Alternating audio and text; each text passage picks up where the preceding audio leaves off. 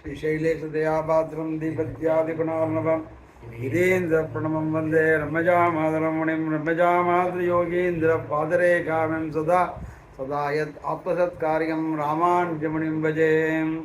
लक्ष्मीनाथसमारम्भां नादयामनमध्यमाम् अस्माचार्यपर्यन्तां वन्दे गुरुपरम्परां यो नित्यमच्युतपदां भुजग्मरुक्म व्यामोहतस्तराणि तृणाय मेणे अस्मद्गुरो भगवतो सदैकसिन्धोः रामानुजस्य चरणौ शरणं प्रपद्ये। मातापिता युवतिकस्तनया विभूति सर्वं यदेव नेमेन वदन्यानाम् आद्यस्मले वकलाभिरामं श्रीमद्दङ्ग्रीगलं प्रणमामि मूर्ध्ना। महदाहुयपट्टनाद श्रीभक्तिसारकुलशेखरयोगिवाकान् भक्ताङ्ग्रेणुपरकाल यतीन्द्रमिश्रां श्रीमत्पराङ्गुजमुनिं प्रणतोऽस्मि नित्यं। लोकगुरुं गुरुभिः सकपूर्वैः कूरकुलोत्तम दासमुदारं श्रीनगपद्य अभिरामवरेशो दीप्रसायान गुरुञ्च भजेहं। लोकाचार्य गुरवे कृष्णपादस्य सोनवे संसारभोगि सन्तष्ट जीवात्मे नमः। लोकाचार्य कृपापात्रं कौण्डिन्यकुलभूषणं समस्त आत्मगुणावासं वन्दे कूरकुलोत्तमं। नमस्ते शैलनाथाय कुन्दीनगरजन्मने प्रसादलब्धपरमप्राप्य कैङ्कर्यशालिने लोकाचार्यपदाम्बोज राजहंसो युधान्तरं ज्ञानवैराग्यजलधिं वन्दे सौम्यवरं गुरुं। श्रीजिह्वावदती सदासम् अमलम् अशेषशास्त्रविदं सुन्दरवरगुरु करुणगन्धलितज्ञानमन्दिरं कलये।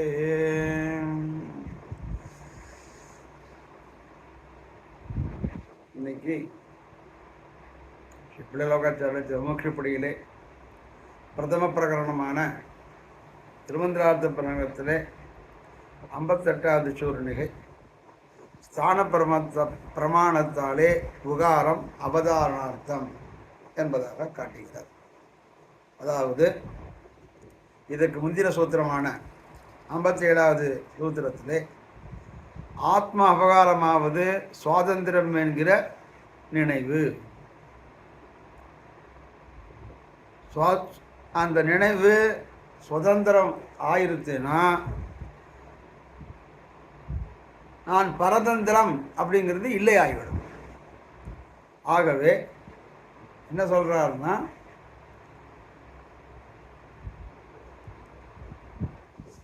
ஆத்மாபகாரமாவது சுதந்திரம்னு இவன் நினச்சிட்டானோ, ஆமாம் என் ஆத்மா தான், நான் என்ன வேணால் பண்ணுவேன், நான் அதை திருடுவேன், அதை வெட்டுவேன், குத்துவேன், என்னால் ஒன்றும் பண்ண முடியாது. கீதையில் கண்ணன் ஆத்மாவில் ஒன்றும் பண்ண முடியாதுன்னு சொல்கிறான். அதை கொல்ல முடியாது, வெட்ட முடியாது, திருட முடியாது, போக முடியாது அப்படின்னு. அப்படி இவனுடைய ஒரு சுதந்திரத்தை நினைப்புனால இவன் ஆத்மாபகாரம் பண்ணினான்னா, அதனால் அவன் சுதந்திரமாக நினைவு அப்படி நினச்சிட்டான்னா, அவன் சுதந்திரம்னு எப்போ நினைக்கிறானோ அப்போ அவன் பிறருக்கு அடிமை இல்லை, பரதந்திரன் இல்லை என்பது சித்தியாகிவிடும் என்பதாக காட்டி, அதிலே ஏதாவத் பரியந்தம்னா இதுவரையும் அந்த அகார வாச்சியமான எம்பெருமானை பற்றி கூறினார். இப்போ இனிமே மேலே அகார வாச்சியம் முடிந்து ஓம் என்ற இதிலே ஆ ஊமான்னு 3 இருக்கோ இல்லையா, அகார வாச்சியத்தை பற்றி சொன்னார். மேலே இனிமே உகார வாச்சியத்தை சொல்ல போகிறார். அனந்தரம் மத்தியம அக்ஷரமான உகாரத்துக்கு அர்த்தம் அருளி செய்வதாக உபக்கிரமிக்கிறார்னா ஆரம்பிக்கிறார். என்ன ஆரம்பிக்கிறார் அப்படின்னா, இதுவரையும் அகாராட்சரமான இந்த எம்பெருமானை பற்றி சொன்னார். இனிமே ஆ ஊ மால முதல் அக்ஷரம் ஆ, மத்தியம அக்ஷரம் நடுவில் இருக்கிறது ஊ, அப்புறம் மா. அந்த மத்தியம அக்ஷரமான உகாரத்துக்கு அர்த்தம் சொல்வதாக அருளி செய்வதாக ஆரம்பிக்கிறார். ஸ்தான பிரமாணத்தாலே உகாரம் அவதாரணார்த்தம் என்று. ஸ்தான பிரமாணத்தாலே உகாரம் அவதாரணம் அப்படின்னா என்ன அப்படின்னா, இதுவரை ஆ என்ற எழுத்தின் பொருளாக ஈஸ்வரனே அனைத்தின் காரணம், அவனே அனைத்தையும் காக்கிறான். ஆழ்வார் சாதிக்கிறார் 5ஆம் திருவாய்மொழி 6ஆம் பத்திலே, கடல் ஞானம் செய்வேனும் யானை என்னும் கடல் ஞானம் எல்லாம் நான் தான், கற்கங்கல்வி சாரவும் யானை என்னும் கற்கங்கல்வி ஆவேனும் செய்வார்களை செய்வேனே எல்லாம் நான் தான். இப்படி அவனே அனைத்தையும் காட்கிறான். அவனே பெரிய பிராட்டியாயன் நாயனாக உள்ளான். ஈஸ்வரன் எஜமானாகவும் ஆத்மா அடிமையாகவும் உள்ள நிலை ஆகியவை இந்த அகார வாக்கியத்தாலே நாராயணாய என்பதாக விளக்கப்பட்டது. இனிமே ஸ்தான பிரமாணத்தாலே உகாரம் அவதாரணம் என்பதாக காட்டி அந்த மத்தியம அக்ஷரமான உகாரத்துக்கு அர்த்தம் அருளி செய்வதாக ஆரம்பிக்கிறார். ஸ்தான பிரமாணத்தாலே உகாரம் அவதாரணார்த்தம் என்று. ஸ்தான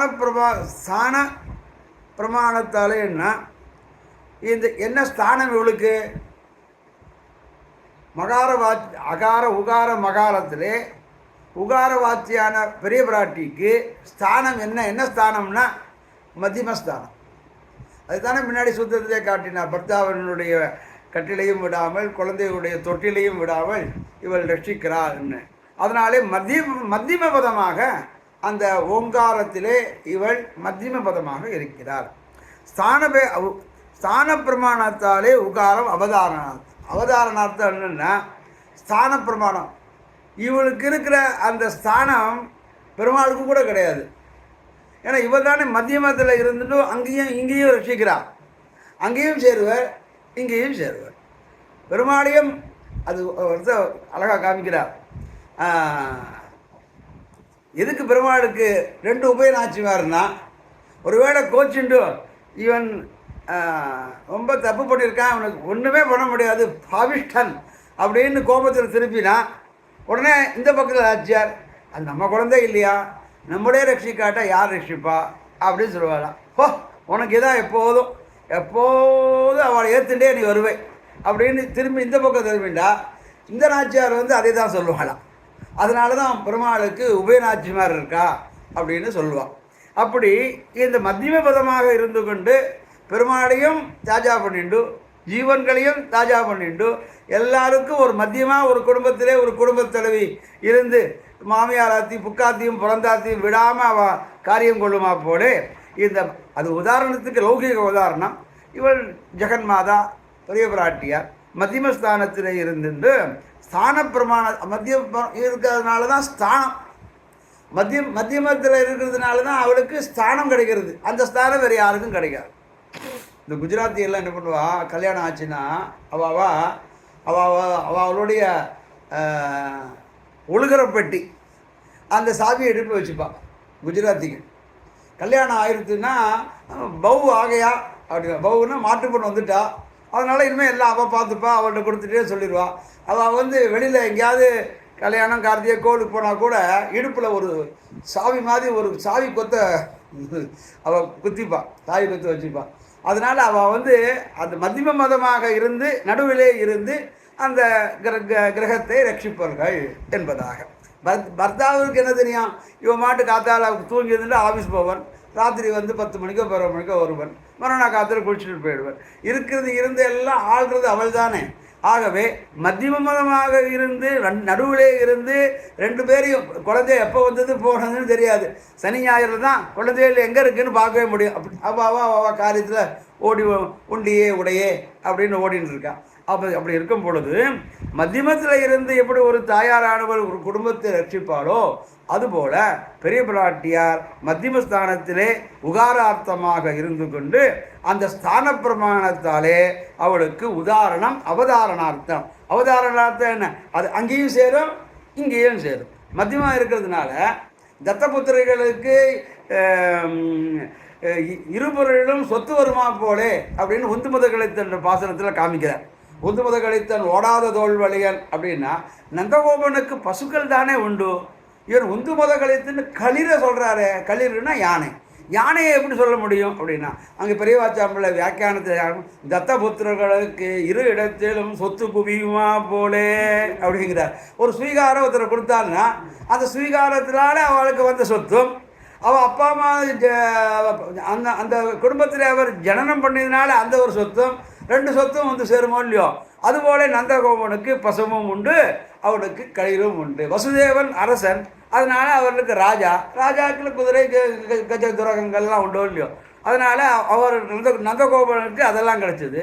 இவர் அவருடைய அப்பாவான அவன் பசுமைப்பன், அவன் பசுமைக்கு பசுமாடு தானே கிடைக்கும். அப்போ பசுமாடு தானே ஒரு சொத்தாக இருக்கணும். எப்படி யானை எல்லாம் சொத்து உந்து மதகளித்தன்னு எப்படி சொல்கிறாருன்னா, உந்து மதகளித்தன்னு தத்தபுத்திரர்களுக்கு 2 இடத்திலும் சொத்து வருமா போல இந்த கிருஷ்ணனுக்கு நந்தகோபுரட்டும் வந்தது, அவன் வசுதேவன்ட்டும் வந்தது என்பதாக காட்டுகிறார். அதுபோல் இங்கே மகாரார்த்தத்தையும் இவர் தழுவின்றிருக்கா, அகாரார்த்தத்தையும் தழுவின்றிருக்கா, நடுவில் மத்திய பதமாக இருக்குது. அதனாலே 2 இடத்திலும் இவளுக்கு அன்வயம் உண்டு, அவதாரணார்த்தம் என்று சொல்லுகிறார். இப்படி ஸ்தான பிரமாணத்தாலே உகாரம் அவதாரணார்த்தம். இது அவதாரணார்த்தம். அவதாரணார்த்தம் என்னென்னா அவருடைய ஸ்தான பலம் எப்படின்னா, இருக்கும் இடத்து எல்லாங்கன்ற எல்லாரும் சௌக்கியமே கருடா சொன்னது அப்படின்னு சொல்லுவா இல்லையா. நீ இருக்கிற இடம், நீ என்ன இப்படி பேசுகிறாருன்னா அவன் சொல்கிறான், வாலி சுக்ரீவன் 2 பேருக்கும் அடிபிடி சண்டை. அப்படி இருக்கும்போது அவன் வாலின்னு பெயரை கேட்டாலே ராவணன் கொண்டு 5 ஓடுவனான். அப்பேற்பட்ட பலத்தை உடையவன். அப்பேற்பட்ட வாலி சுக்ரீவன் சண்டையில் வாலிக்கு பயந்து சுக்ரீவன் ரிஷியமுரு பருவத்தில் அடங்கியிருக்கான். அப்போது ராமருடைய ஒரு சக்கியம் கிடைக்கிறது அனுமார் மூலமாக. அப்போ திருப்பி படையெடுக்க வரான். அப்படி படையெடுத்து வரும் பொழுது அப்போ தான் தாரை சொல்கிறான் அவன்கிட்ட, நேற்றுக்கு வரையும் அடங்கி இருந்தவன் இன்றைக்கி எதிர்த்து போருக்கு அரகுறன்னா அவனுக்கு ஏதோ ஒரு பெரிய படை பலன் கிடச்சிருக்கு, ஸ்தான பலம், அதனால் வரான்னா. அதுபோல் நீரெல்லாம் பேசுவார், ஓய் நீர் இருக்கிற இடம் என்ன பெரிய இடம், நீர் அதனால் பேசுவேன், ராஜாவுக்கு நீர் மந்திரி, நீ சொன்னால் எல்லாம் எடுபடும், ஏழை சொல் அம்பலம் ஏறுமா, ஏறாது. அதனால் அந்த ஸ்தான பலம், அந்த ராமர் கிடைச்சதுனால ஸ்தான பலத்தினால தாரஸ் வந்து தடுக்கிறா வாலிய, நீர் போகாதீகம். நேற்று வரையும் பம்மி கடந்தவன், பம்மிங்க சப்தம் திருநெல்வேலி சப்தம், மெட்ராஸ் சப்தம் கிடையாது. நேற்று வரையும் பயந்து கிடந்து பம்மி கடந்தவன் இன்றைக்கி வந்து அரகூறான்னா சண்டைக்கு வான்னு அவனுக்கு ஏதோ ஒரு பெரிய சக்தி கிடச்சிருக்கு, அந்த ஸ்தான பலத்தாலே அவன் அரகூறான்.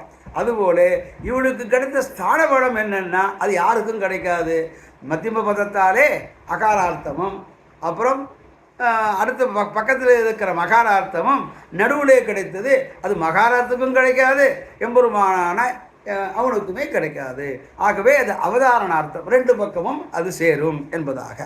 அதாவது அதுக்கு ஒரு பிரமாணம் காட்டுகிறார். அடுத்து என்ன சொல்கிறார், இதை பந்தி என்ன இருக்குன்னா அனந்தரம், அதுக்கு அடுத்த போலே மத்தியம அக்ஷரமான உகாரத்துக்கு அர்த்தம் அருளி செய்கிறார். நடுவிலே இருக்கக்கூடிய உகார அர்த்தத்தை அருளி செய்கிறார். அப்படி அருளி செய்யணும்னு திருவள்ளுவம் பற்றி ஆரம்பிக்கிறார், உபக்கிரமிக்கிறார். ஸ்தான பிரமாணத்தாலே உகாரம் அவதாரணம். அந்த உகாரத்திற்கு அதுக்கு ஏத்தம் என்னென்னா அது அவதாரணார்த்தம். அவதாரணார்த்தம்னா 2 பக்கமும் சேரும், இந்த பக்கமும் போகும் அந்த பக்கமும் போகும். சில பூச்சிகள் உண்டு, அது 2 பக்கமும் நகரும், இப்படியும் நகரும் இப்படியும் நகரும். அப்படிலாம் சில பாம்புகள் கூட இப்படியும் நகரும், முன்னையும் போகும் பின்னையும் போகும். அப்படி சில ஜந்துக்களுக்கு அப்படி ஒரு சாமர்த்தியம். அதுபோல் இது இவளுக்கு நடுவிலே இருந்து கொண்டு மத்தியபதமாக இருந்து பிரமாணத்தின் நடுவெழுத்தான அகார ஆட்சியத்திலே நடுவெழுத்தாக இருந்து கொண்டு ஊ என்பதற்கு மேலே பொருள் அருளி செய்கிறார் என்று சொல்லி, அதாவது ததேவ பூதம் ததுபவ்யமாயுதம் என்றும் ததேவ அக்னிஹி தத் வாயு தத் சூரியகா தது சந்திரமா என்றும் இத்தியாதிகளிலே ஏவகாரஸ்தானத்திலே உகாரத்திலே பிரயோகிக்கை காண்கையாலே ஸ்தான பிரமாணத்தாலே உகாரம் அவதாரணத்தை அர்த்தமாக உடையதாக இருக்கும். நீர்மாட்டு நடுவில் இருக்குது, இது அங்கேயும் சேருது இங்கேயும் சேருது, சரி அது ஒத்துக்கிறேன். அதுக்கு என்ன பிரமாணம் அப்படின்னு சொன்னால் அதுக்கு என்ன பிரமாணம்னு 2 பிரமாணத்தை சுவாமி மனோவாள மாமுனிகள் எடுத்து காமிக்கிறார். அது என்ன பிரமாணம்னா, ததேவ பூதம் ததுபவ்யமா இதம் தத் அக்ஷரே பரமே வியோமன் அப்படின்னு தைத்திரிய நாராயணத்தில் சொல்லியிருக்கு. இதுக்கு என்ன அர்த்தம்னா, பரம்பொருள் இறந்த கால பொருள், பரம்பொருளே இறந்த கால பொருள், அதுவே வருங்கால பொருள், அதுவே நிகழ்கால பொருள். ஆழ்வாரும் சாதிக்கிறார், வருங்காலம் நிகழ்காலமா என்பதை சாதிக்கிறார். அவன் பூத பவ்ய பவிஷ்யது. பூதன கடந்த காலம், பவ்ய அப்படின்னா நிகழ்காலம், பவிஷ்யத்து முக்காலத்திலும் அவன் இருக்கிறான். அது அழியாத, அது ஏன் முக்காலத்திலும் இருக்கிறான்னா அது அழியாத பரம ஆகாசத்தில் பரமபதத்தில் உள்ளது. பரம ஆகாசம், ஆகாசம்னா ஸ்பேஸு, பரம ஆகாசம்னா பெரிய பேசு, திருபாதத்து விபூதி. எத்தனை பேரோட எத்தனை லோகத்தில் எத்தனை ஜீவாத்மாக்கள் இருக்குது, அத்தனை ஜீவாத்மாக்கள் 84,000 ஸ்பைசஸ் இருக்குது, 84,000 லட்சம் கோடிங்கிறான். அவ்வளோ ஜீவராசிகள் இருக்குது. அவ்வளோ ஜீவராசிக்கெல்லாம் எல்லாருக்கும் மோட்சம் கொடுத்து ஒரு நாள் கொண்டு சேர்க்கணுமோ இல்லையோ, அத்தனை பேரையும் ஒரு நாளைக்கு கொண்டு திருவாதிபதியில் சேர்க்கணுமோ இல்லையோ, அப்போ அந்த இடம் எவ்வளோ பெருசாக இருந்தால் அத்தனை முக்தாத்மாவையும் அங்கே கொண்டு வைக்க முடியும். ஆகவே அந்த பரம ஆகாசத்தில் உள்ளது என்பதாக காட்டி, அதுக்கு மேலே ததேவ அக்னிகி தத் வாயு தத் சூரியகா தத் சந்திரமா என்று அந்த பரம்பொருள் யாருன்னா அவரே அக்னி ஆகும், அதுவே வாயுவாகும், அதுவே சூரியனாகும், அதுவே சந்திரனாகும். எல்லாம் அதுதான், அங்கே தான் வருது. அதனால தான் ஒருத்தர் பரம விஸ்வாருன்னா சரம திருமேனி, அந்த சரம திருமேனி கடைசியில் மேட்டுக்கு ஏழை பண்ணி, நம்ம ஊரில் மேட்டுக்கு ஏழை பண்ணி எல்லாருக்கும் புரியும். அது பண்ணும்போது அந்தந்த இந்திரியங்கள் அந்தந்த இதோடு அந்த வாத்தியார் சொல்லி மந்திரத்தை சொல்லி காதில் ஒரு சொட்டு நெய்யை விட்டு, இந்த சோத்திர இந்திரியம் ஆகாசத்தை போய் சேரட்டாம், இந்த சக்ஷு இந்திரியம் அது நெருப்போட போய் சேரட்டாம், இந்த கிராண இந்திரியம் அந்த போய் சேரட்டாம், இந்த வாக்கில் இருக்கிற இந்திரியம் அது அங்கே அந்தந்த ஸ்தானத்துக்கு அது போய் சேரட்டான்னு சொல்லி அதுக்கு ஒரு மந்திரத்தை சொல்லி ஒரு ஆகுதி கொடுத்து இது கொடுப்பான். அதுக்கு சரம திருமேனி அங்கே வேலை பண்ணுற டயத்தில் அதாவது அந்தந்த இடத்துல போய் சேரும். அதுபோல் இந்த பரம்பொருள் அக்னி, பரம்பொருளே வாயு, அவனே சூரியன், அதுவே சந்திரன். சூரியனும் அவனே, சந்திரனும். சூரியன் எதுக்கு சொல்கிறார் அப்படி, சந்திர சூரியன் எதுக்குன்னா சந்திரார்க்கம்னு சொல்லுவான். சந்திரா சூரிய சந்திரன் இருக்கும் வரையிலே அப்படின்னா சூரியன் வெப்பத்தை கொடுப்பான், சந்திரன் குளுமையை கொடுப்பான். ஆகவே வெப்பத்துக்கு ஒன்று குளிருக்கு ஒன்று. அதுதான திருவெண்ணகர் பாசுரத்தில் ஆழ்வார் காமிக்கிறார். திருவெண்ணகர் பாசுரத்தில் ஒவ்வொன்றும் தன்மையுமாய் குளிராய் யான அங்கே திருவெண்ணகர் பாசுரத்தில் காமிக்கிறார். ஒரு திருவெண்ணகர் பாசுரம் ஆரம்பம் பண்ண திருவெண்ணகரா ஆரம்ப பாசுரம் வந்துடுத்து. அந்த இடத்துல குளிர் தன்மையாய் அப்படின்னு காமிக்கிறார் திருவெண்ணகர் பாசுரத்தில். அது இருக்கட்டும். அப்படி அந்த எம்பெருமான இடத்துல எல்லாம் போய் சேர்றது. ஆகவே இத்தியாதிகளே ஏவகாரஸ்தானத்தாலே உகாரத்தை பிரயோகிக்காலே ததேவ ததேவ அப்படின்னா தத்து அப்படின்னா ததேவ அதே தான், ஏவம் அது ததேவ அதே தான். எதுனா இது நீ சொன்னது அதே தான், அப்படி தான், அதே தான், அதுதான், அதில் ஒன்றும் மாறுகிறதே இல்லை. ததேவங்கிறது அப்படியே நீ சொல்கிற அடியே அப்படியே ஒத்துட்டு அப்படியே ஒன்றும் பிரச்சனையே இல்லை, ஒன்றும் நோ இஷ்யூ அப்படிங்கிறா இல்லையோ. ததேவ அதேன்னு அதே மாதிரி ததேவ அப்படிங்கிறது ஏவ அப்படிங்கிறது அதைத்தான் வேதங்களும் ஒத்துக்கிறது. இத்தியாதிகளை ஏவகார ஸ்தானத்தாலே இந்த ஏவகாரன் அதே உகாரத்தை பிரயோகிக்கிறார்கள். உகாரமான இந்த உகாரத்தை ததேவ பூதம் ததுபவ்யமாம் இதம் ததேவ அக்னிகி தத் வாயு தத் சூரியகா தத்து சந்திரமா என்று தத்து சப்தத்தினாலே இத்து தத்து தத்து அப்படிங்கும்போது அந்த உகாரத்தை பிரயோகிக்க காண்கையாலே ஸ்தான பிரமாணத்தாலே உகாரம் அவதாரணம். இந்த உதாரணம் அவதாரணங்கிறதுக்கு ரெண்டு இதை சொல்கிறேன். அவதாரணத்துக்கு அர்த்தம் அயோக விவச்சேதமாதல் அப்படின்னு. அப்போ அவதானம்னா என்ன அப்படின்னு அர்த்தாப்பில் கேட்குறார். அதாவது ததேவ பூதம் ததுபவ்யமாயுதம் என்றும் ததேவ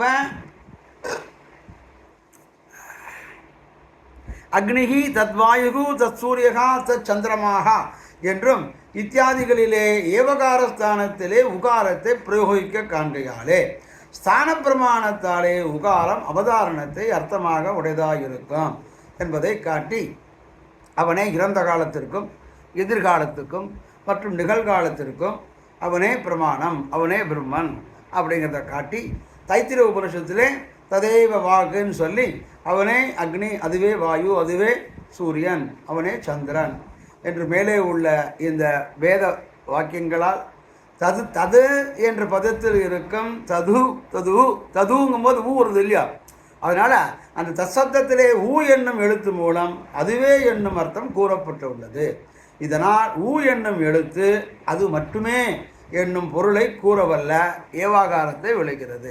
ஊ அப்படிங்கிறது அது அதுங்கிறது சொல்கிறது தத்து தத்துன்னா அதுன்னு சொல்கிறது என்னும் பொருளை கூறவல்ல ஏவகாரத்தை விளைக்கிறது. ததேவ அப்படின்னா அதுவே அப்படின்னா அது மட்டுமில்லை அது சார்ந்ததும் ஆகும் என்பதாக ஏவகாரத்தை விளக்குகிறது. என்ன ஏவகாரம் என்னால் அதை அவதாரணத்துக்கு அர்த்தம் அயோகவச்சின்னாம் ஆதல் அப்படிங்கிறார்.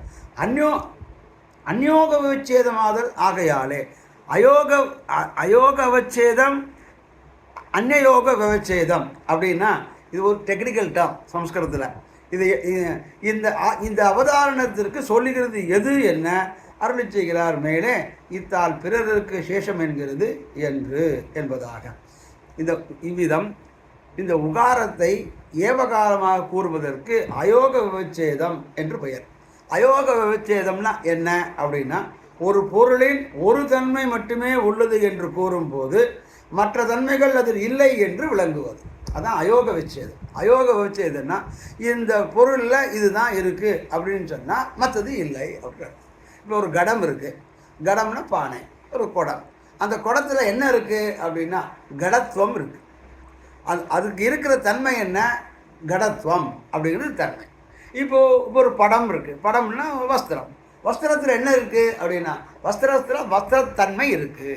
அந்த வஸ்திரத்தன்மை இருக்கிறதுனால தான் ஒரு நெசவாளி ஒரு பஞ்சை எடுத்து நூலால் ஊடு பாவு ரெண்டும் சேர்த்தா தான் ஒரு வஸ்திரம் உருவாகும். என்ன அடியே ஊடு பாவுன்னு, ஊடுனா இப்படி ஒரு இலை ஓடும், பாவுனா அப்படி ஒரு இலை ஓடும். இந்த ரெண்டு இலையும் சேரும்போது தான் ஒரு வஸ்திரம் உண்டாகும். அப்போ வஸ்திரத்திலே என்ன இருக்குன்னா வஸ்திரத்துவம் இருக்குது, கடத்திலே என்ன இருக்குது கடத்துவம் இருக்குது. அதனால் அதில் இருக்கிற விசேஷமானது அந்த கடத்துவம் இந்த வஸ்திரத்துவத்துக்கு வராது, இந்த வஸ்திரத்துவம் கடத்துவத்துக்கு வராது. அதான் ஒரு பொருளில் ஒரு தன்மை மட்டுமே உள்ளது என்று கூறும்போது மற்ற தன்மைகள் அதில் இல்லை. இப்போது கடத்துவம் வஸ்திரத்துவத்துக்கு வராது, வஸ்திரத்துவம் கடத்துவத்துக்கும் வராது. ஒரு பொருளிலே ஒரு தன்மை மட்டுமே உள்ளது அப்படின்னு சொல்கிறது அயோக விவச்சேதம் அப்படின்னு. இப்படி அந்யோக விவச்சேதம் அப்படின்னா ஒரு பொருளின் உள்ள தன்மை மற்ற பொருள்களில் இல்லை என்று விளக்குவது. இதில் இருக்கிற தன்மை அதில் இல்லை அப்படின்னு விளக்குறது. டெக்னிக்கல் டேர்ம் தான், ரெண்டும் ஒன்று தான், ஆனால் டெக்னிக்கல் டேர்ம் படி ரெண்டும் வெவ்வேறு ஆகிடுது. எப்படின்னா அயோக விவச்சேதம்னா ஒரு பொருளின் தன்மை மட்டும் உள்ளது என்று கூறும்போது மற்ற தன்மைகள் இல்லை என்று ஆகிடுவது. ஒரு பொருளின் உள்ள தன்மை மற்ற பொருளின் இல்லை என்று விளக்கும் போது அது அப்படி சொன்னால் அது அந்யோக விவச்சேதம். அந்யோகம்னா கடம் படம் ஆகாது, படம் கடம் ஆகாது. ஒரு குடம் வஸ்திரம் ஆகுமா ஆகாது, ஒரு வஸ்திரம் குடம் ஆகுமா ஆகாது. அதுதான் அந்யோக விவச்சேதம். இப்படி இருவிதமாக பொருள் கொள்ள முடியும், இப்படியும் பொருள் கொள்ளலாம் அப்படியும் பொருள் கொள்ளலாம். இங்கு உகாரம் எந்த பொருளை விளக்குறது அப்படின்னா இந்த உகார அர்த்தம் அயோக விவச்சேதமா இல்லாட்டா அந்யோக விவச்சேதமா அப்படின்னு ஒரு கேள்வி இருந்தால் அதற்காக வேண்டி சொல்கிறார் என்று அருளிச்சுகிறார். இத்தால் பிறருக்கு சேஷம் என்கிறது என்று. அவதாரணத்துக்கு அர்த்தம் அயோக விவச்சேதம் ஆதல், அந்யோக விவச்சேதம் ஆதல். ஆகையாலே இவ் அவதாரணத்துக்கு சொல்லுகிறது எது? அப்போ இந்த அவதாரத்தை நீ என்ன சொல்கிற, அயோக விவச்சேதமாக சொல்கிறியா இல்லாட்டா அந்யோக விவச்சேதமாக சொல்கிறியா அப்படின்னா இத்தால் பிறருக்கு சேஷம் என்கிறது சொல்லுகிறது அப்படின்னு அடுத்த சூத்திரத்தை ஆரம்பிக்கிறார். இத்தால் பிறருக்கு சேஷம் என்று சொல்வது அதாவது அவதாரண வாச்சகமான இவ் உகாரத்தின் கீழ் ஈஸ்வர சேஷமாக சொன்ன இவ் ஆத்ம வஸ்து அந்நியருக்கு சேஷம் என்னும் இடத்தை சொல்லுகிறது என்கை. அதாவது இப்போ இந்த அயோக விவச்சேதம் அந்யோக விவச்சேதத்தினாலே இந்த அவதாரண வாச்சகமான இந்த உகாரத்துக்கு ஈஸ்வர சேஷமாக சொன்ன இவ் ஆத்மவஸ்து, இந்த ஈஸ்வர சேஷமாக சொன்ன இவ் ஆத்மவஸ்து, இந்த உகாரமும் ஈஸ்வரத்துக்கு சேஷம் தானே, அவளும் அவனுக்கு அடிமை தானே. அதனாலே ஈஸ்வரசேஷமாக சொன்ன இவ் ஆத்மவஸ்து, இந்த ஆத்மவஸ்துவும் அவனுக்கு அடிமை, அவளும் அடிமைதான். அந்நியருக்கு சேஷம் என்றும் என்னும் இடத்தை சொல்லுகிறது என்கை. அந்நியருக்கு சேஷம் என்று சதுர்த்தியாலே ஈஸ்வர சேஷத்துவம் பிரதிபாதிக்குமா செய்தே அந்நியசேஷத்துவம் வஸ்துவமாமோ என்னில் லோகத்தில் ஒருவனுக்கு சேஷமான கிரகசேத்திர புத்திராதிகள் வேறு சிலருக்கு சேஷமாக இருக்க காண்கையாலே அப்படிப்பட்ட அந்நியசேஷத்துவம் இங்கு ஸ்தலத்திலும் உண்டோ அப்படின்னு ஒரு கேள்வி வருது. ஒரு சங்கையை உதிக்குமரே. ஆகையால் தாதிருசமான அந்நியசேஷத்துவம் இங்கில்லை என்னும் இடத்தை பிரதிபாதிக்கிறது உகாரம். இந்த உகாரத்தினாலே அந்த அந்நியசேஷத்துவம் இங்கில்லை. அந்நியசேஷத்துவம்னா பிறருக்கு அடிமையாக உண்டோன்னா, பிறருக்கு அடிமை கிடையாது, உனக்கே நாம் ஆள் செய்வோம் அப்படிங்கிற அந்நியசேஷத்துவம் இல்லைன்னா என்ன அர்த்தம்? சேஷத்துவம் உண்டு அப்படின்னு அர்த்தம். ஆகவே இத்தால் பிறருக்கு சேஷம் அன்று என்கிறது. இத்தால் என்ன சொல்றதுன்னா, நான் பிறருக்கு சேஷம் இல்லை அப்படின்னா உனக்கு தான் சேஷம். நான் யாருக்கு பர்த்தா யாருக்கு பதினா ஒருத்தரை சொல்லி சொன்னான்னா அவருக்கே பர்த்தா அவருக்கே பதி, மற்ற ஆளுக்கு இல்லைன்னு ஆறுது. அதுபோல உனக்கே நாம் ஆட்சேவோம் அப்படின்னு பிறருக்கு சேஷம் அன்று என்கிறது இத்தால். அதாவது அவதாரண வாச்சகமான உகாரத்தால் கீழ் ஈஸ்வர சேஷமாக சொன்ன ஆத்மவஸ்து அந்நியருக்கு சேஷம் என்னும் இடத்தை சொல்லுகிறது. எனக்கு கிளியராக சொல்கிறார். உகாரத்தால் ஈஸ்வர சேஷமான சொன்ன ஆத்மவஸ்து, இந்த ஆத்மவஸ்து ஈஸ்வர சேஷம், அந்நியருக்கு சேஷம் என்று, அவனுக்கே தான் சேஷம், மற்ற யாருக்கும் சேஷம் இல்லை என்னும் இடத்தை சொல்லுகிறது. சதுர்த்தியாலே நாராயணாய அப்படிங்கிறனால ஈஸ்வர சேஷத்துவம் பிரதிபாதிதமாக செய்தே அந்நியசேஷத்துவம் வஸ்துதமாமோ அப்படின்னு கேட்டால், லோகத்திலே ஒருவனுக்கு சேஷமாக கிரகக்ஷேத்திர புத்திர சாகாதிகள் வெறும் சிலருக்கு சேஷமாக இருக்க காண்கையாலே. ஒருத்தருக்கு லோகத்திலே சேஷமான கிரகக்ஷேத்திர புத்திர தாசாதிகள், உனக்கு ஒரு தாசனாக இருக்கான், அவன் இன்னொரு வீட்டுக்கும் தாசனாக இருக்கான். அப்படி இருக்கும் பொழுது வேறையும் சிலருக்கு சேஷமாக இருக்க காண்கையாலே அப்படிப்பட்ட அந்நியசேஷத்துவம் இந்த ஸ்தலத்தில் உண்டோ அப்படின்னு கேட்குறேன். ஒருத்தர் உமக்கு வேலை செய்கிறான், உம்மாத்திலும் வாசல் இருக்கிறான், உம்மாத்திலும் வாசல் இருக்கிறான். அப்போ உம்மாத்து வேலை எங்காவது வேலைக்காரங்கிறேன், நீ உங்காவது வேலைக்காரங்கிறேன். அதுபோல் இந்த எம்பெருமானுக்கு நம்ம சேஷம் இல்லாமல் அவனுக்கும் சேஷம், இன்னொருத்தர் பரமசிவனுக்கும் சேஷன், நீலகண்டனுக்கும் சேஷன், இன்னொருத்தனுக்கும் சேஷன் அப்படின்னா அது அப்படி கிடையாது. லோகத்திலே அது சேஷம், உனக்கு அடிமைத்தொழில் புரிந்தால் உனக்கு வேலைக்காரன்னு சொல்லலாம். ஆனால் இங்கே எம்பெருமானுக்கு அடிமைத்தொழில் சொல்லும்போது அவனை தவிர வேறு யாருக்கும் கிடையாது. அப்படிப்பட்ட அந்நியசேஷத்துவம் இந்த ஸ்தலத்தில் உண்டோ அப்படின்னா இது கிடையாது. இது ஒரு சங்கை ஒதுக்கி மேரே. ஆகையாலே தாதிருஷமான அந்நியசேஷத்துவம் இங்கு இல்லை என்னும் இடத்தை பிரதிபாதிக்கிறது உகாரம். உகாரத்தாலே என்ன சொல்கிறதுன்னா, அவனுக்கே தான் அவனை தவிர வேறு யாருக்கும் கிடையாது. அஞ்சனன்னைக்கே உகாரத்தாலே லட்சுமி சேஷத்துவம் சொல்லுகிறது என்பாரும் உண்டென்கிறார். இந்த உகாரத்தாலே லட்சுமி சேஷத்துவம் சொல்லுகிறது. அதாவது பெரிய பிராட்டியாருக்கே சேஷம் என்னும் சொல்லுவார்கள் என்று இந்த உகாரத்தில் இருக்கிறதுனால இந்த ஆத்மாவானது, இந்த ஜீவாத்மாவானது அந்த பெரிய பிராட்டியாருக்கு அவளுக்கு லட்சுமித்துவம் இருக்கிறதோ இல்லையோ, ஆகவே பெரிய பிராட்டியாருக்கும் சேஷம், அவனுக்கும் சேஷன், இவளுக்கும் சேஷன் என்று சொல்லுவார்கள். அப்படின்னு சொல்லலாம். அப்படி சொல்லாமல் சொல்ல தட்டி இல்லை. ஏன்னா அவள் ரெண்டு பேரும் மிதுனமே தானே உத்தேசியம். இப்போ மிதுனமே உத்தேசங்கும் போது அவனுக்கு உண்டானது இவளுக்கும் உண்டாகிறது. அதான் காந்தஸ்தே புருஷோத்தமகா பணிபதி சையாசனம் வாகனம்னா ஆளவந்தா ஸ்தோத்திரத்தில் பிரியவாச்சான் பிள்ளை அங்கே வியாக்கியானம் இடத்துல அவனுக்கு உண்டான வாகனமும் அவனுக்கு உண்டான படுக்கையும் இவளுக்கும் உண்டாதிரேன்னு அவனுக்கு சொன்னதெல்லாம் இவளுக்கும் உண்டு, இவனுக்குன்னு தனியாக சொல்ல வேண்டாம். அதை தான் ஏற்கனவே முன்னாடி காமிச்சார். ஒருத்தனுக்கு அடவோட எழுதி கொடுத்து வாங்குமா போல அவளுக்கு உண்டானவன் இவனுக்கும் உண்டு, இவனுக்கு உண்டானது அவளுக்கும் உண்டு அப்படிங்கிறதுனால அதனாலே பெரிய பாட்டியாருக்கு சேஷம் என்றும் சொல்லுவார்கள் என்று அடுத்த சூத்திரத்திலே சொல்கிறார். அப்படி பெரிய பிராட்டியாருக்கு சேஷம் என்கிறது என்னும் சொல்லுவார்கள் அப்படின்னு. பெரிய பிராட்டியாருக்கு சேஷம் என்னும் சொல்லுவார்கள்னா உகாரத்தாலே லட்சுமி சேஷத்துவம் சொல்லுகிறது என்பாரும் உண்டென்கிறார். பெரிய பிராட்டியாருக்கு சேஷம் என்றதும் சொல்லுவார்கள். அதாவது உகாரம் மூலம் மகாலட்சுமிக்கு ஆத்மா அடிமை என்று ஒரு சிலர் பொருள் கொள்ளுவார்கள். இதனை அருளிச் செய்கிறார் என்று. அதாவது அகாராச்சித் ஸ்வரூபஸ்ய விஷ்ணோர் வாச்சகா இஷ்யதே உகாரச்சிஸ்வரூபாய ஸ்ரீயோ வாஜி ததா விதுகு மகாரஸ்து தயோர் தாச இது பிரணவலக்ஷணம் என்பதாக ஒரு ஆகாரத்தை அங்கே எடுக்கிறார். அது என்ன ஆகாரம் அப்படின்னா, ஸ்ரீ பாஞ்சராத்திர ஆகமத்திலே இந்த ஸ்லோகம் சொல்லியிருக்கு. என்ன சொல்லியிருக்கு அப்படின்னா, அகார சிஸ்வரூபஸ்ய விஷ்ணு வாச்சக இஷ்யதே உகார சிஸ்வரூபாய ஸ்ரீயோ வாஜி ததா விதுகு மகாரஸ்து தயோர் தாச இது பிரணவ லட்சணம். பிரணவத்துக்கு என்ன லட்சணம்ங்கிறத பாஞ்சராத்திர ஆகமம் சொல்கிறது. என்ன சொல்கிறது அப்படின்னா, அகாரம் ஞானமயமான விஷ்ணுவை சொல்வதாகப்படுகிறது. அகார வாச்சியமான விஷ்ணு, அவன் ஞானஸ்வரூபி. அந்த ஞானமயமான விஷ்ணுவை அகாரம் சொல்கிறது. அப்படியே உகாரம் ஞானஸ்வரூபியான ஸ்ரீதேவியை சொல்கிறது, பிரியபிராட்டியை சொல்லுகிறது, லட்சுமியை சொல்லுகிறது, ஸ்ரீயை சொல்லுகிறது, தாயாரை சொல்லுகிறது. மகாரம் இருவருக்கும் அடிமையான ஜீவனை சொல்லுகிறது. மகாரம் இருவர்களுக்கும், அந்த ரெண்டு பேருக்கும், யாருக்கும்? அகாரத்துக்கும் உகாரத்துக்கும், பெரிய பெருமாளுக்கும் பெரிய பிராட்டியாருக்கும் அடிமையான ஜீவனை சொல்லுகிறது. இதுவே பிரணவ லட்சணம்.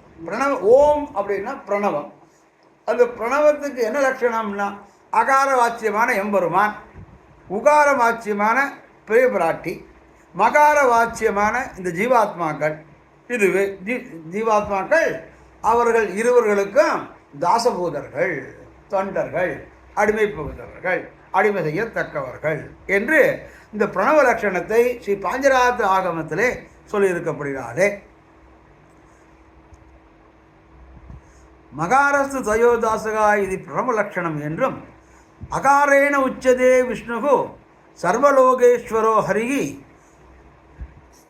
உத்ருதா விஷ்ணுனா லக்ஷ்மி உகாரேண உச்சதே சதா மகாரஸ்து தயோர் விப்ர ஸ்ரீ நாராயணயோஸ்ததா ஆத்மானகா சேஷபூதஸ்ய வாச்சகா ஸ்துதிச்சோதிதா என்று இன்னொரு பிரமாணத்தையும் எடுக்கிறார். அதே பாஞ்சராத்திரத்தில் அகாரேன உச்சதே விஷ்ணு, திருப்பி அகார வாச்சியமான எம்பெருமான், அகாரத்தினால் சொல்லப்படுவோம் விஷ்ணு. சர்வலோகேஸ்வரகா ஹரி, அவன் யாருன்னா சர்வலோகத்துக்கும் ஈஸ்வரனாக இருக்கக்கூடிய ஹரி. உத்ருதா விஷ்ணுனா லக்ஷ்மி உகாரேன உச்சதே சதா, அந்த லக்ஷ்மியானவள் எம்பெருமானுடைய திருமார்பிலே உத்தரிக்கப்பட்ட லக்ஷ்மி தேவி உகாரத்தாலே சொல்லப்படுகிறார். மகாரஸ்து தயோர் விப்ர ஸ்ரீ நாராயணயோ ததா. அந்தணர்கள் ஏன்னு அழைக்கிறார். அந்தணர்களே, ஸ்ரீ நாராயணர்களான அவர்களுக்கு எப்போதும் அடிமையாக இருக்கும் ஜீவனுக்கு மகார வாச்சிகம் என்று வேதத்திலும் சொல்லப்பட்டுள்ளது, பாஞ்சராத்திர ஆகமத்திலும் சொல்லப்பட்டது. ஆகவே இந்த அகாரேண உச்சதே விஷ்ணுகு சர்வலோகேஸ்வரஹா ஹரிஹி உத்ருதா விஷ்ணுனா லக்ஷ்மி உகாரேண உச்சதே சதா மகாரஸ்து தயோ விப்ரகா ஸ்ரீ நாராயணயோஸ்ததா ஆத்மனகா சேஷபூதஸ்ய பாச்சகா சுதி சோதிதா. சுதி இவ்வாறு சோதிக்கப்பட்டு இவ்வாறு கூறப்பட்டு ஸ்ருதிகளிலே சொல்லப்பட்டு இருக்கிறது. என்ன சொல்லப்படுகிறதுன்னா, அகார வாச்சியமான எம்பெருமான், உகார வாச்சியமான பிராட்டி, இருவர்களுக்கும் மகார வாச்சியமான ஜீவாத்மா அடிமை என்பதை ஸ்ருதியும் சொல்லியிருக்கு, ஸ்மிருதியும் சொல்லியிருக்கு, பாஞ்சராத்திர ஆகமங்களும் சொல்லியிருக்கப்படியாலே என்றும் இத்தியாதிகளாலே பகவத் சாஸ்திரத்திலே, பகவத் சாஸ்திரம்னா இந்த பாஞ்சராத்திர ஆகமத்துக்கு பகவத் சாஸ்திரம்னு பெயர். இந்த பகவத் சாஸ்திரத்திலே அகாரத்தை பகவத் வாச்சகமாகவும் உகாரத்தை லக்ஷ்மி வாச்சகமாகவும் மகாரத்தை தது உபயசேஷபூத ஜீவ வாச்சகமாகவும் சொல்லுகிறார். தது உபயன அந்த ரெண்டுக்கும், ரெண்டுகளுக்கும் இவர்கள் அடிமை. உகாரத்தை அவதாரணமாக கொள்ளாது உதாரணத்தை அவதாரண வாச்சகமாக கொள்ளாது லக்ஷ்மி வாச்சகமாக கொண்டு, அது உதாரணத்தை அவதாரமாக எடுத்துக்கலாம், ரெண்டுக்கும் இது மத்தியத்தாக இருக்கிறான்னு. அவதாரணம் வேண்டாம்னு எடுத்துட்டா லக்ஷ்மி வாச்சமாக கொண்டு உகாரமான அவளே லக்ஷ்மி, அவளே பெரிய பாட்டி.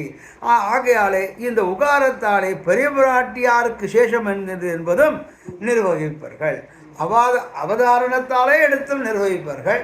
அந்த உகார வாச்சியமான லக்ஷ்மியே பெரிய பிராட்டியாரே பெரிய பிராட்டியாருக்கே சேஷம் என்கிறதும் நிர்வகிப்பல் எங்கை என்பதாக இப்படி பெரிய பிராட்டியாருக்கு சேஷம்னு சொல்லுவார்கள்.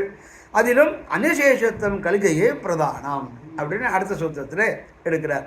அதுக்கு அவதாரிகை விடுறார்.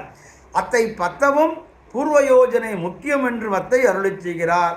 அதிலும் அன்யசேஷத்துவம் கலிகையே பிரதானம் என்று. அத்தை பத்தவும்னா எத்தை பத்தவும் அப்படின்னா பூர்வ யோஜனையே முக்கியம் என்றும் அத்தை அருளி செய்கிறார். இதுக்கு முன்னாடி 2 அவதாரணத்தாலே அவள் முக்கியம். அவள் ஸ்ரீயப்பதியாக இருக்கிறதுனாலே, அவள் ஸ்ரீயாக இருக்கிறனாலே, அவள் லட்சுமியாக இருக்கிறாளே, லட்சுமி வாசகமாக இருக்கிறதுனாலே, அவள் பெரிய பிராட்டியாக இருக்கிறாளே, பெரிய பிராட்டியாருக்கே சேஷம் என்பதும் உத்தேசியம். அதிலும் அந்நியசேஷத்துவம் கலிகை பிரதானம். அதாவது பெரிய பிராட்டியாருக்கு சேஷமாகிற அதிலுங்காட்டில் கீழ் சொன்ன பகவத் சேஷத்துக்கு விரோதியான அந்நியசேஷத்துவம் கலிகையே பிரதான அபேட்சிதம் என்கை என்பதாக அடுத்தாப்பில் காட்டுகிறார். 61வது சூர்ணிகை. அதிலும் அந்நியசேஷத்துவம் கலிகை என்பதாக. அந்நியசேஷத்துவம் 2 கருத்துனா அந்த அவதாரணத்தினால சொல்கிறதும், இப்படி உகார வாச்சியமான அவள் லட்சுமி என்று கருதுவதிலும் முதலில் கூறப்பட்ட ஏவகார கருத்து முக்கியமானது என்று அருளி செய்து பெரிய பிராட்டியாருக்கு சேஷமாகிற அதிலுங்காட்டில் கீழ் சொன்ன பகவத் சேஷத்துவத்துக்கு விரோதியான அந்நியசேஷத்துவம் கலிகை பிரதான அபேட்சிதம் என்கிறார். அதாவது பெரிய பிராட்டியாருக்கு இந்த ஆத்மா அடிமை என்று கூறப்படும் கருத்தை காட்டிலும் பெரிய பிராட்டியாருக்கு இந்த ஆத்மா அடிமை என்று ஒரு கருத்து, அந்த கருத்தை காட்டிலும் உகாரத்துக்கு ஏவகாரமான பொருள் கொண்டு எம்பெருமானை அல்லாமல் மற்றவர்களுக்கு ஆத்மா அடிமை இல்லை என்று கூறப்படுவதே முக்கியமானது. அதாவது எம்பெருமானை அல்லாமல் மற்றவர்களுக்கு ஆத்மா அடிமை இல்லை அப்படின்னா என்ன, எம்பெருமானுக்கு அடிமைன்னு அர்த்தம். அது சப்த ஜாலம், வேற ஒன்றும் இல்லை. எம்பெருமானை அல்லாமல் மற்றவர்களுக்கு ஆத்மா அடிமை இல்லை என்று கூறப்படுவது முக்கியமான கருத்து. காரணம், இதன் மூலம் மட்டுமே ஆத்மாவானது எம்பெருமானுக்கு மட்டுமே அடிமை என்ற கருத்துக்கு விரோதமான கருத்துக்கள் நீங்கும். வேற ஏதாவது விரோதமான கருத்துனா இது சொன்னால் அது நீங்கிடும். எப்படி நீங்கிடும்? நான் உனக்கே தான் அப்படின்னா மற்றவர்களுக்கு இல்லைன்னு தானே அர்த்தம். இதுவே ஆத்மாவிற்கு மிகவும் அவசியம். ஆகவே இந்த தன்மை, இந்த சேஷத்துவ தன்மை ஆத்மாவுக்கு முக்கியம் அப்படின்னு சொல்லி அதிலும் அந்நியசேஷத்துவம் படி அந்நியசேஷத்துவம் இப்படி குரூருமோ என்ன தௌர்க்கியத்தை சதுஷ்டாந்தமாக அருளி செய்கிறார் தேவர்களுக்கு என்று தொடங்கி. அப்போ அந்நியசேஷத்துவம் இவ்வளவு குரூரமா அப்படின்னா பிரத்தியாருக்கு நான் உனக்கும் அடிமை அவனுக்கும் அடிமை அப்படிங்கிறத என்ன தப்பு இருந்துட்டு போகிறேன் அப்படின்னா அது அவ்வளவு கொடூரமா அப்படின்னா என்ன கௌத்தியத்தை சதுஷ்டமாக அருளை செய்கிறார் தேவர்களுக்கு என்று தொடங்கி மேலே இதுவே ஆத்மாவுக்கு மிகவும் அவசியம்னு சொல்லி ஒருத்தனுக்கே அடிமைப்பட்டு இருக்கிறேன்னு சொல்லி மற்றவர்களுக்கு அடிமைப்படா இருந்தால் என்ன அது தோஷமோ, அது என்ன பெரிய கொரூரமா, அதில் என்ன தீமை செயல் வர்றது? நான் உமக்கும் அடிமையாக இருக்கேன், இவருக்கும் அடிமையாக இருக்கேன், உமக்கு நீ கூட்டா வரேன், அதனால் உமக்கு என்ன உம்ம வேலை ஆறுதோ இல்லையோ, உம்ம காரியத்தில் ஏதாவது நான் குறை வச்சேன்னா அங்கே போகக்கூடாதுன்னு சொல்கிறது நீ யார்? நான் அங்கேயும் போவேன், அவருக்கும் செய்வேன், இவருக்கும் செய்வேன். ஆனால் உமக்கு நான் செய்யலைன்னு சொல்லலையே. அவர் எனக்கு 100 உம்மோட ரூபா நிறைய கொடுக்குறாரு, நான் அங்கே செய்கிறேன்னு கிடையாது. எனக்கு அங்கே செய்யும் பிரீதி, இங்கே செய்யும் பிரீதி. அதனாலே நீ ஒருத்தனுக்கு தான் செய்யணும்னு எப்படி சொல்ல முடியும்? உனக்கே நாம செய்வோம்னு எப்படி சொல்ல முடியும்? ஆகவே அந்நியசேஷத்துவம் இப்படி கொரூரமோ அப்படின்னு ஒரு கேள்வி கேட்குறேன். அது பண்ணால் என்ன, நீ பண்ண எங்காரையும் ஆச்சா அப்படின்னு, சரி போ என்ன வேணால் பண்ணிக்கோ அப்படின்னு. அது கொரூரமோ அப்படின்னா அதுக்கு மேலே அடுத்த சூத்திரத்தில் அருளி செய்கிறார். தேவர்களுக்கு சேஷமான புரோடோசத்தை நாய்க்கு இடுமா போலே ஈஸ்வர சேஷமான ஆத்மவஸ்துவை சம்சாரிகளுக்கு சேஷமாக்குகை. உமக்கும் நான் சேஷமாக இருக்கேன், அவனுக்கும் சேஷமாக இருக்கேன்னா அது கூடாது. ஒருவனுக்கே நீ சேஷத்துவமாக இருக்க வேண்டும், ஒருவனுக்கே ஆட்சேபாக இருக்க வேண்டும். நான் மாட்டு சிவன் கோவிலும் போகிறேன், விஷ்ணு கோவிலும் போகிறேன், பிள்ளையாரும் போகிறேன், இப்படி போடுறேன், இப்படி போடுறேன், அப்படி பண்ணலாமோன்னா அது கூடாது அப்படிங்கிற. ஏன்னா உமக்கே நாம் ஆட்சேபமாக இருக்கணும். அப்படி இருந்தால் என்ன, நான் உமக்கும் பண்ணுறேன், அவனுக்கும் பண்ணுறேன், தேவர்களுக்கும் பண்ணுறேன், பெருமாளுக்கும் பண்ணுறேன், ரிஷிகளுக்கும் பண்ணுறேன், எல்லாருக்கும் பண்ணுறேன்னா அப்படி கூடாது என்பதாக பிள்ளைலோகாச்சாரியார் கருத்து தெரிவிக்கிறார். அது எதுக்குன்னா, தேவர்களுக்கு சேஷமான புரோடாசத்தை ஒரு தேவதா உத்தேசேன ஒரு காரியத்தை பண்ணி அதுக்கு ஒரு புரோடாசத்தைன்னா அதுக்கு ஒரு தெளிகை அம்சம் பண்ணுறது. அது யாகம் செய்யும் போது யாகத்தில் இருந்து வர்றது புரோடாசம். அந்த புரோடாச இடத்தை அந்தந்த தேவர்களுக்கு தேவ எந்தெந்த தேவர்களை உத்தேசித்து எந்தெந்த யாகம் பண்ணுறோமோ அந்தந்த புரோடாசத்தை